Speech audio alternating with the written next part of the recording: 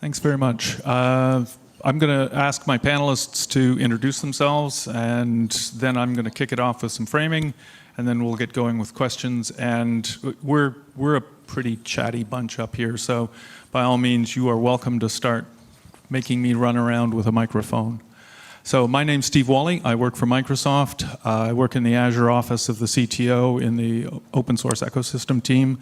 And I'm also adjunct faculty at Carnegie Mellon University in America. Dawn? Yeah, so I am Dr. Dawn Foster. I am the Director of Data Science for the Chaos Project. I've been doing this open source thing for a pretty long time, and I've worked at companies like Intel and VMware. And Stephen and I have actually been talking about forks since back in 2006 when I joined a company that was in the process of having a fork.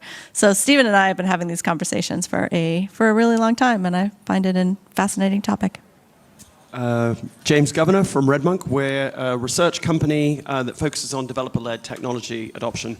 So I think there are a lot of companies that look at the world through the lens of sort of purchasing. But pretty clearly in 2025, there are other vectors for technology adoption. And that's what we focus on, understanding engineers, developers, the decisions they make.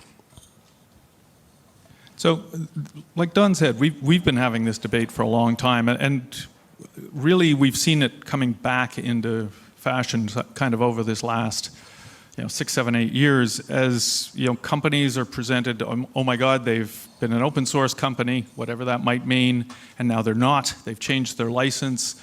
And it's typically framed in this idea of abandoning the community that made them successful. I've always argued that the reality is they actually had a business model design problem. And projects are not products, despite the fact that a lot of us fall into that kind of mindset.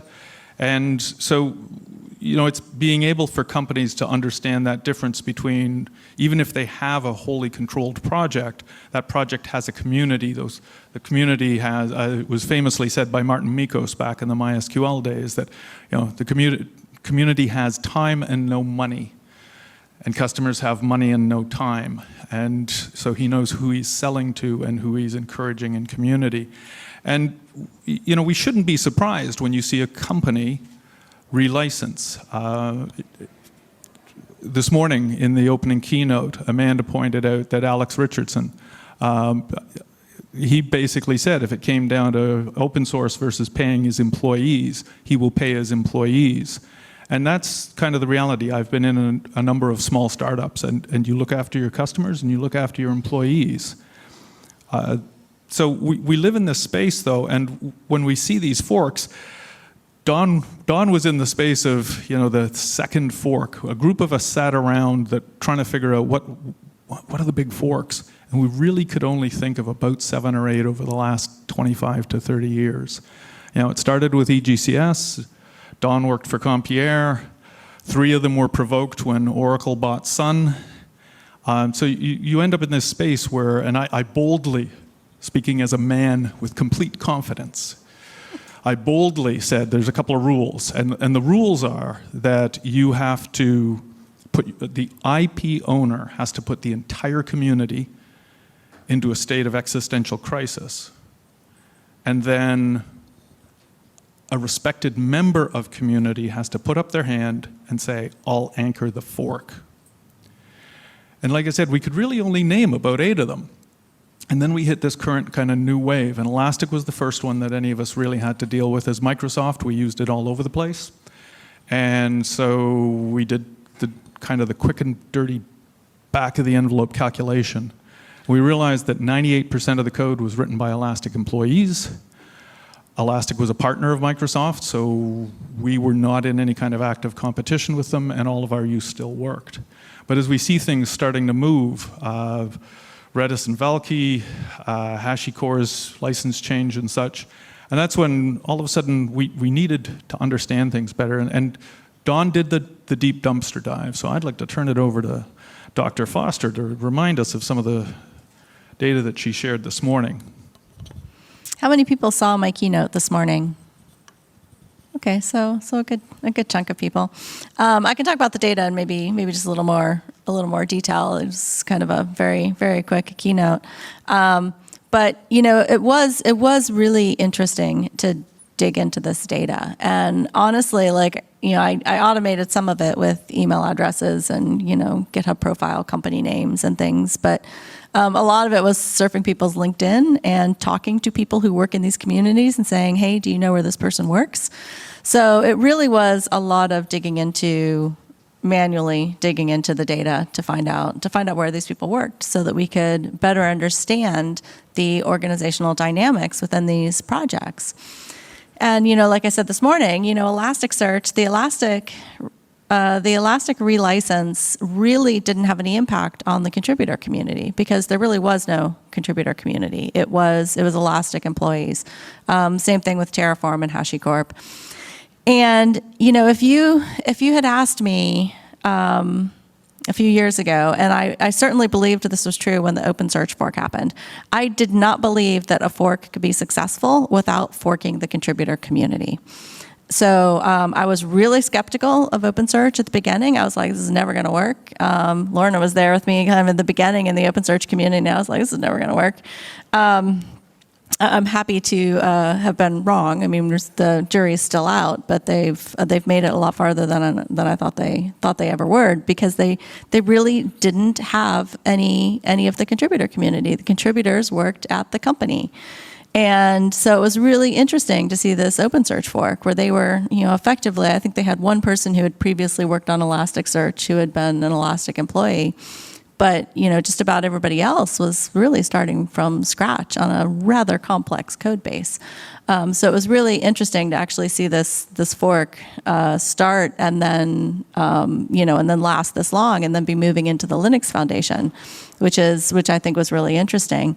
The OpenTofu fork was very different because it wasn't a company taking the project, but it was still a bunch of users. So it was a bunch of users, basically companies that were using Terraform, who forked it into the Linux Foundation as OpenTofu. But it was a bunch of user companies, and none of these people had contributed to Terraform before. So they were really starting completely from scratch with OpenTofu. So that was pretty interesting to see, and I'm really curious to see how this goes moving forward.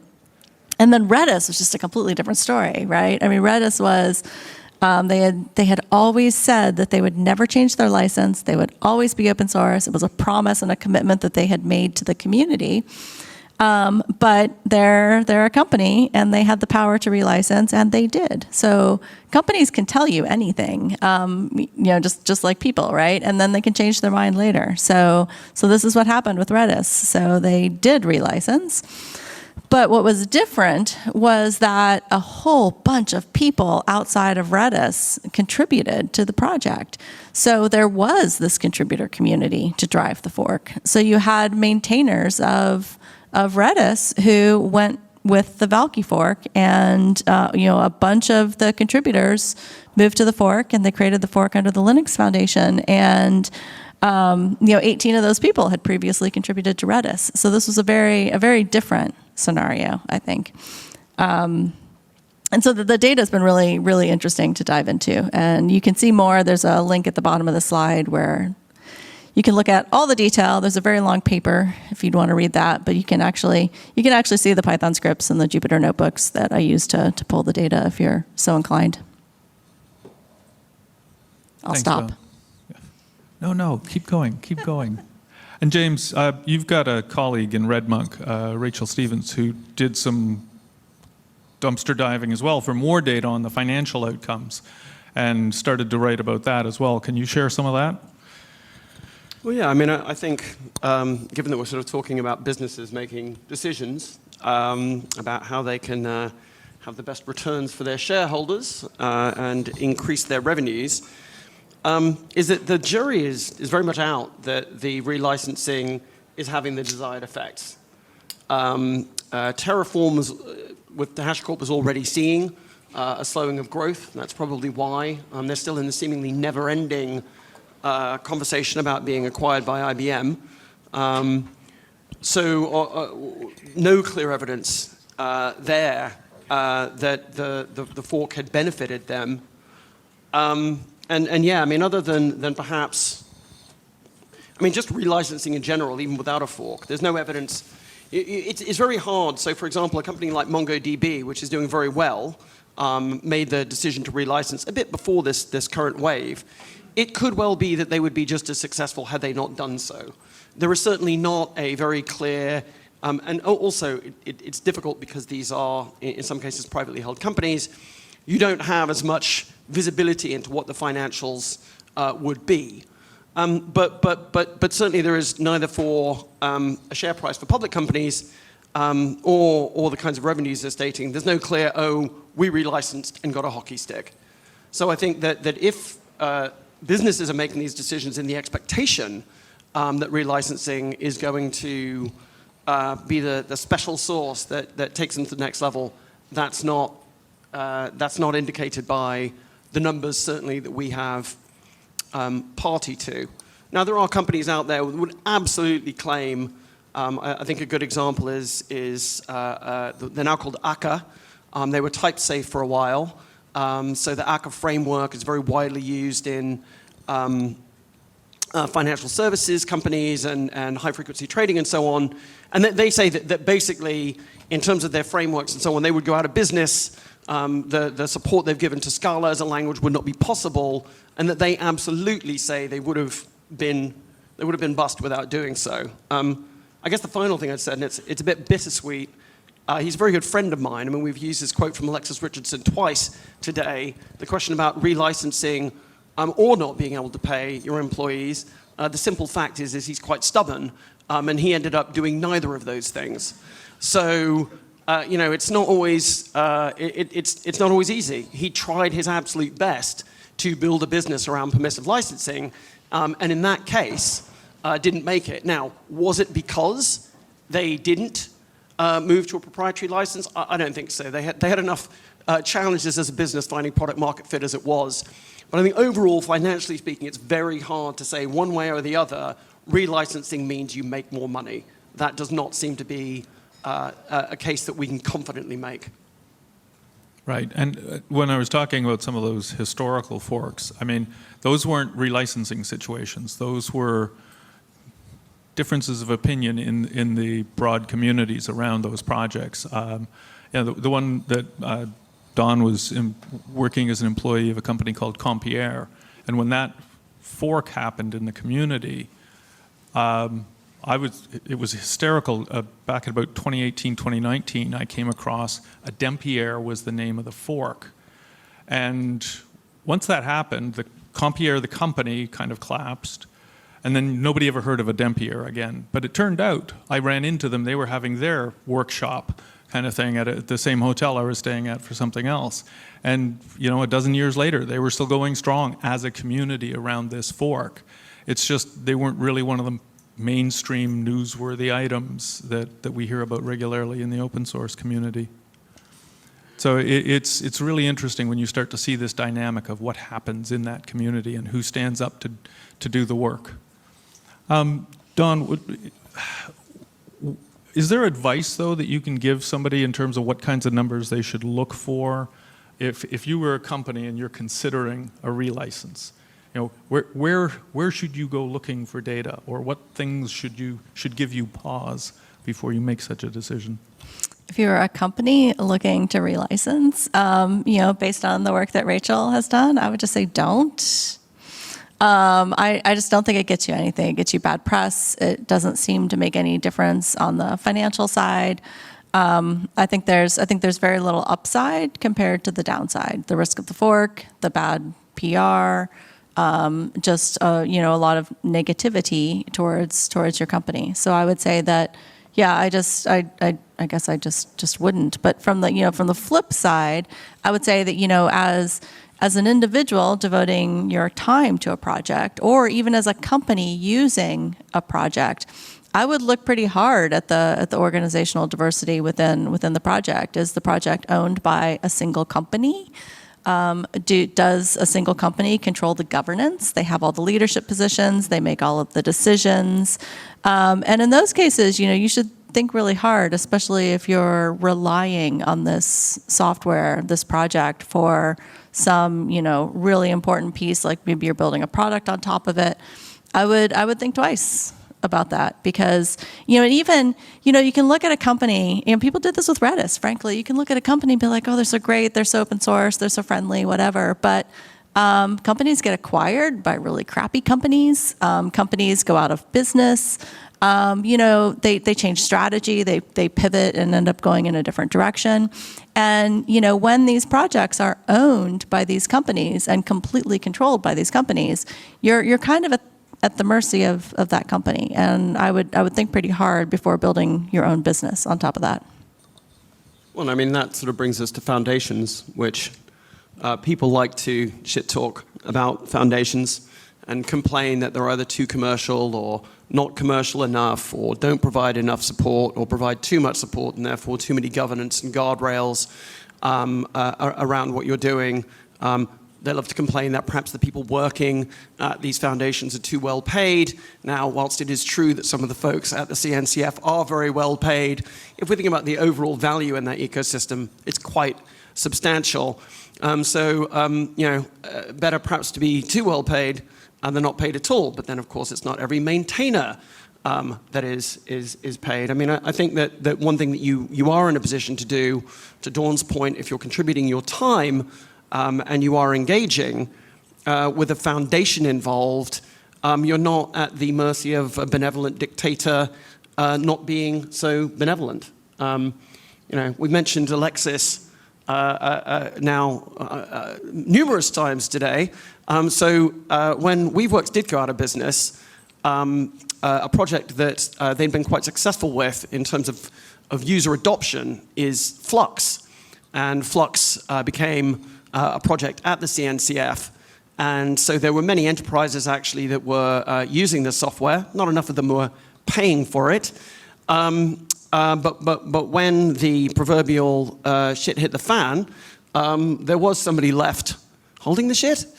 And that's Stefan Pradon here. So Stefan Pradon basically is the maintainer of this project. Had it not been open source and in a project, he would have left giving some, significant period of his life to it and feeling it wasted. As it is now, he's in a position where he's building around the company. He's just recently brought on another maintainer. The company Control Plane is supporting them in doing that. So yeah, I think if you're going to commit a large chunk of your life to something, yes, organizational diversity, and absolutely foundations for all their flaws are one of the ways that you know that your efforts are something that are likely to be continued and that you can have some control in a sense of.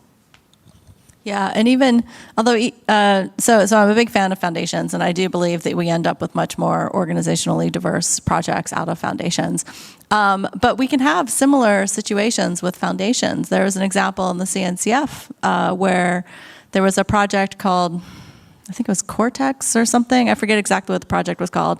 But Grafana Labs was driven entirely by their employees.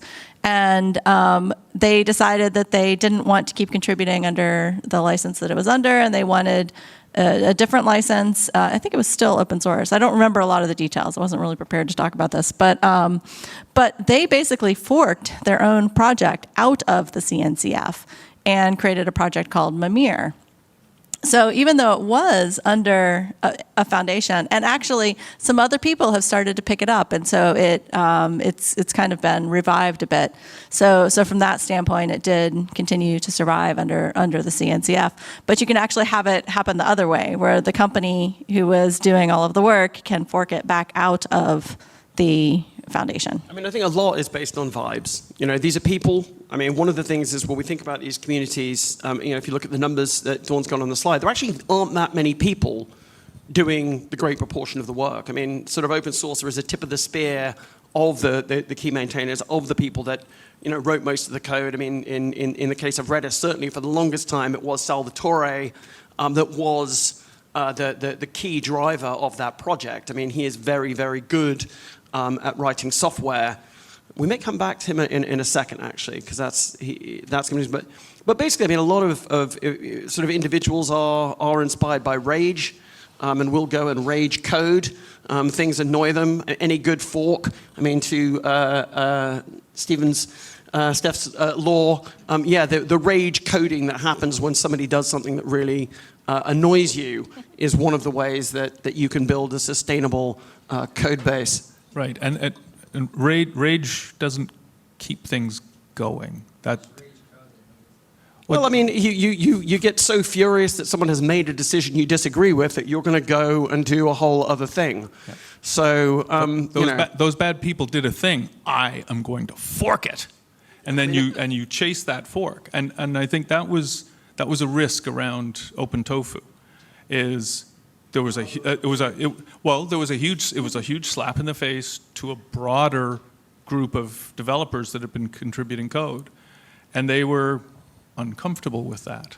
And so there was that immediate, there was a manifesto, and then there was people, and they were going to do work, except most of the development core had come out of HashiCorp engineers.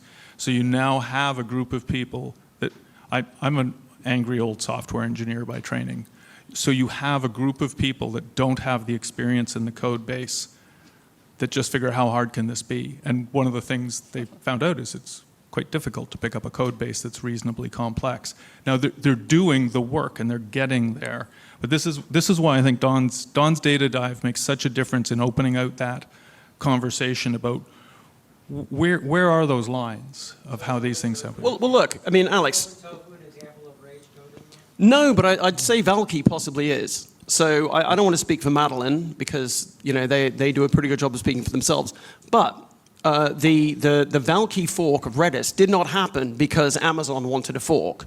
Like, it required an individual to say, I have contributed so much of my time and so much of my life that I am going to fork the project, and Amazon actually supported Madeline in doing so. So it was, as I say, vibes. They had contributed so much that they felt that actually, look, this is something so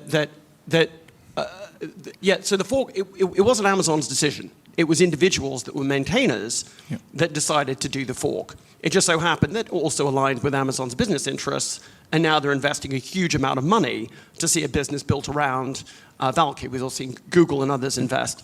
Don, what would you say about the health of the OpenTofu? I would say we haven't dug into it at that level yet. So the question was, what do I think of the health of the OpenTofu community? And the short answer is I don't know yet, because what we've done is we've looked at the organizational affiliations, and the next step is to look at the project health. So I really haven't dug into it. I will say it was kind of interesting. I was talking to somebody who's involved in the OpenTofu fork, and he told me that they had drastically underestimated the amount of effort that it was going to take. They're pulling it off, but they really just, you just hear people say that. It's like, I'll just fork it and go with it. And he's like, that is really a lot of work to fork something and then maintain it. It is a lot of work. And it was interesting. So, we mentioned earlier that they had a manifesto, which a whole bunch of companies had signed. And I think that, I don't know, it was something like 100 or so end user companies had signed this manifesto. And here you can see that 31 people at 11 companies have made significant contributions to this project. So it's really easy to say, we're going to fork it and I'm going to help with the fork. And it's much more difficult to actually do that. Yep, I just wanted to pick up on the OpenTofu, because I think James started to just talk about this, how it's in Amazon's commercial interest to have some of these things be successful. Can you just talk, how does that work, right? Because also I think in OpenTofu, Scalar, Sebastian Stadel, right, was, I would argue, one of the rage coders on that fork, and also arguably helps their business. So if you can just talk a little bit more about that. Well, I mean, I guess that's the $1 trillion sort of elephant in the room. I mean, one of the reasons that all this happens is, of course, greed. We've talked about businesses saying, well, we need to make more money. Often that's because they feel, in many cases, that Amazon Web Services is making too much money from the code that they are writing. So, and I shouldn't just talk about Amazon, because obviously that could be Google that we're talking about, that could be Microsoft as well. But generally, the industry feeling from VCs and others We're innocent in this. is that Amazon is just fantastically good at managing and hosting software for you. They are brilliant at commoditizing things. That is absolutely a core competence. And yeah, from their perspective, absolutely. Look, they'll make money from Redis, but if the financial incentives aren't quite aligned, and they feel that actually with Valkey, there are going to be use cases that fulfills, and they know that Madeline is going to be doing the work to identify and fill out and build new functionality, and that they're going to do that in the conjunction with Google. I mean, if you've got Google and Amazon both wanting to do a thing in this industry, chances are high that that's going to happen. I mean, why do we have a CNCF? Lots and lots of small companies in there, but why did it happen? Because Google wanted to put a lot of money behind Kubernetes, and then Amazon came along and said, hey, we like this idea, we're going to make some of that money too. So yeah, I mean, commercial interests, at the moment, it's this interesting situation where the white knight, we're going to save open source, these are from some of the, companies that are hyper-capitalist, shall we say. So yeah, it's certainly not, free as in beer. Let's put it like that. Well, and that's, I think, I'll come right up over to you. The thing I've really been interested in the OpenSearch example, to me, back of the envelope analysis, I believe it will fail based on my rules. But it was also that reality of, so I worked for Microsoft the first time during the Department of Justice, and that was fun.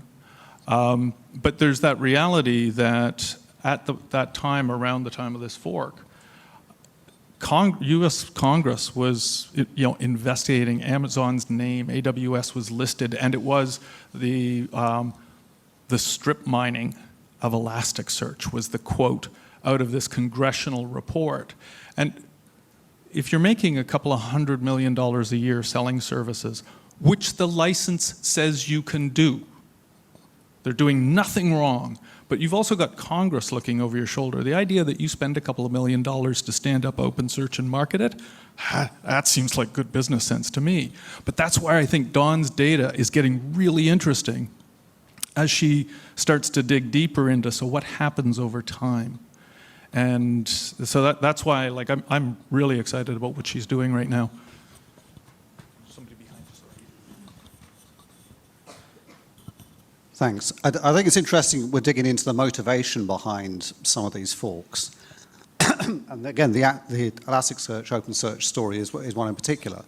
It's clear at the time that was done because Elastic were unhappy at how much money Amazon was making out of hosting Elasticsearch. But the interesting thing is because Elastic then went to a less open license, Amazon were then forced to go for a very open license, Apache 2. And I think there was a sudden realization at Amazon that, hang on, we're having to be properly open source now. It was almost the first time that had happened, and this has been written about. And that began to change Amazon. And I think this is possibly why we end up with this great story, which is instead of it becoming yet another single vendor open source project, which it could easily fall into, it went towards the foundation because the people that came on board at OpenSearch were proper open source heads, and they had this ambition from the very beginning to take it into a foundation, and then we get away from that single vendor open source thing. But that financial motivation, I think, is really important, and I think that's perhaps another column for your data, maybe some of this fuzzier information about the motivation for these things, because I think there are some different motivations in the three projects you've listed. Well, one of the... Sorry, I just want to correct one thing. Amazon did not plan to put this into a foundation from the beginning. They were very vocal about the fact that they did not want it under a foundation when they first started.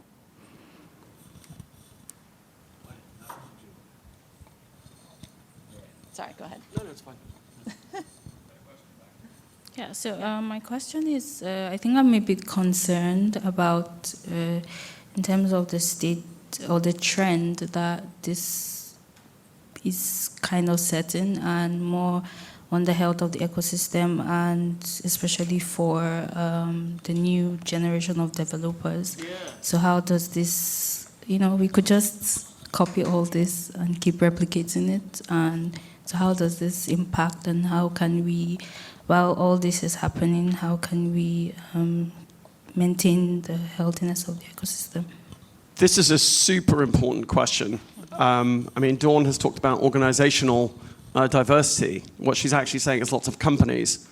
I think the industry at large, if we look at what we've said in the past 10 to 15 years about what you should learn and what opportunities you can have economically, and what we've said to people from a wide range of different economic backgrounds, learn how to write software. We've said, it's going to be a global software industry. We've invested in Africa. We've said, open source is a great way that you can enter the industry. There's been a lot of, if we think about boot camps, go to a boot camp, learn to code, you're going to have a job. Here we are in 2025, and you've got people saying, we don't need engineers anymore, we'll just do it with AI. Meanwhile, open source, which was counted as one of the routes in to the industry, we've got a huge amount of people in the investment world that are now pushing back and saying, well, actually don't have open source licenses. So I think it's a time of great pressure, and I think that, I'm disappointed by my industry. I feel like a bit like old man yelling at cloud, but certainly if we think about, and I'm not the best person to speak for open source in Africa. I think that's possibly for you to do. But certainly, we've been, this is a great pathway in, learn these skills, contribute to these code bases and so on. And now it seems, it might seem like the drawbridge or the is being closed. I think as an industry, if we don't have a way of bringing in new people, bringing in younger people, and open source is graying out. I see the same faces, the people that sort of think it's important. And, I think that as an industry, we need to do a much better job of being welcoming and making sure that there are new voices, that are representing open source and its value. So I think it's really worrying, and I'm also really inspired by the work that you and some of your friends and colleagues do. So, it's a great question. Yeah, a couple of questions. One very quick one would be, you've talked a lot about companies moving to a less permissive license, but have you got any evidence of companies moving the other way for whatever reason, and what their reasons were? The second question is, or an observation, is that it seems to me what happens with a small, successful open source company, SME, 100 employees, something like that, they tend to want to capture the whole market. And that seems to be the reason why they go to these licenses. Instead of saying, actually, we want to grow the market, we should find other companies who want to do exactly the same thing in Africa or Australia or somewhere where we have got no presence whatsoever, and then find some sort of franchising model that allows them to do that. And I think that's where a lot of them seem to go wrong. Instead of using the open source as a means to grow the overall opportunity, which they'll benefit from, and then selling into that opportunity, they seem to want to own the opportunity entirely and can't get beyond the SME mindset towards something that's completely different. Yeah, let me answer just the first part of that question, and then you can take the second one. But yeah, there are examples of companies moving to more permissive licenses. Elasticsearch, for example, added the AGPL fairly recently, coincidentally, about the same time that OpenSearch moved into the Linux Foundation. Not coincidentally, that was sarcasm. But yeah, so it does happen in the other direction as well. Well, yeah, if we think about the history of the software business, we as a company have helped any number of firms that actually were completely proprietary, that wanted to start doing open source for a project that they had or whatever. All of the, many of the things that we see in the foundations today actually began as closed proprietary projects that they felt actually perhaps we can build a community around it. Perhaps they didn't want to see the zero-sum game. Perhaps they were trying to spread the maintenance burdens. So it's not a completely weird direction of travel. But at the moment, yeah, we do seem to be closing things off a little bit more. But I talk about, I mean, I call it the Valkey hammer now. We sort of joke about it in my company at RedMonk. We sort of have this vision of a great big hammer that you can, because as I said, I've worked with many companies over the years considering open sourcing things. I have been in the room with many companies that have considered and are considering moving to proprietary licenses or licenses like the SPA. I mean, I have been ignored a lot on this subject. We have very good reasons, the kinds of reasons that Dawn put forward for why are you changing the license. And yeah, numerous times we have, in consulting with companies, they have still decided that they are going to do one of these other licenses. However, post-Valkey, with the sort of the economics of the situation, and certainly, look, Amazon is extremely hard to compete with, in whatever market you're in, right? There are certainly ways you can. You can be fantastic at developer experience. There are numerous companies that can, but they're a formidable competitor. And as they continue to do more open source and realize actually that open source benefits them, they're going to get better at it. They're going to do more of it. There are 6 or so people from Amazon here at this event. Next year there would be more. We see more and more of that. The Valkey hammer is one where you're talking to someone and we say, well, do you want to be in a Valkey situation? And they go, actually, maybe not. Let's keep the license open. So that's kind of where we are in 2025. Thank you, James. So Dawn, we've got a minute left. Do you want to bring us home? And you've got the collection of interesting links. Yeah, absolutely. So we have some links to more reading. So it's some of the stuff that we talked about. So Rachel's article about the finances is in there. My research, some other things that we've written on this topic. So have a look. The slides are up on the schedule, so you can grab the links from there. So you don't necessarily need to remember them or take a picture of them. But the other thing I will reiterate is the research that we've done so far, I've been doing within the Chaos project, which is focused on community health analytics for open source projects. And we're going to do more. So the next step is to really look at the project health and to look at other aspects of communities beyond just who works for which company. So I want to thank everybody for their questions. I want to thank my panelists, James Governor and Dawn Foster. And you can find us out in the hallways, so we're around for the next 2 days. Thanks, everybody.